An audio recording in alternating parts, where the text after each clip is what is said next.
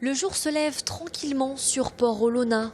À quelques mètres du ponton du Vendée Globe, 7 curieux embarquent sur le voilier du club des sports nautiques sablés. Au programme de cette balade matinale, un aperçu des coulisses du Vendée Globe. On part des Sables d'Olonne, on va passer le premier cap de Bonne-Espérance, au sud de l'Afrique.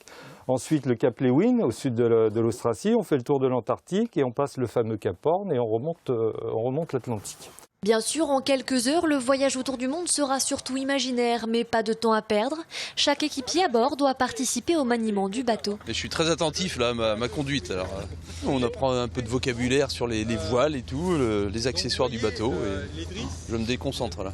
Si le chenal est encore très calme à 7 heures matinales, ce passage emblématique permet aux 7 apprentis navigateurs de se figurer un peu mieux de ce que vivront les skippers le jour du départ. L'intérêt, c'est de sortir aussi du chenal, ce fameux chenal mythique, et puis ensuite d'aller montrer la zone de départ de la course, puis la zone d'arrivée. Ça permet aux équipiers de se rendre compte de façon extrêmement concrète ce que font les skippers, et je pense qu'ils auront un autre regard et certainement beaucoup plus de plaisir pour suivre la course et se rendre compte quand le premier arrivera à franchir cette ligne d'arrivée, se dire voilà, nous on a vu l'endroit où c'est sympathique, quoi. 5, 4, 3, 2, 1, bam! Putain, allez, sors les filles.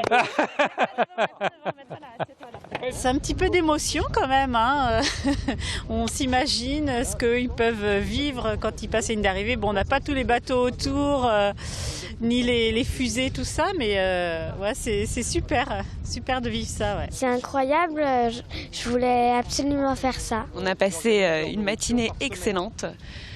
Cette découverte de la voile au petit matin, là, c'était génial, dans des conditions climatiques extraordinaires et puis avec une belle introduction sur le Vendée Globe. Après 3 heures en mer sur les traces des skippers, il est temps de rentrer au port, les yeux chargés d'images et de souvenirs. Le 6 novembre prochain, ces 7 curieux venus de toute la France vivront le départ de cet Everest des mers avec un autre regard et le sentiment d'avoir eux aussi réalisé leur petit tour du monde.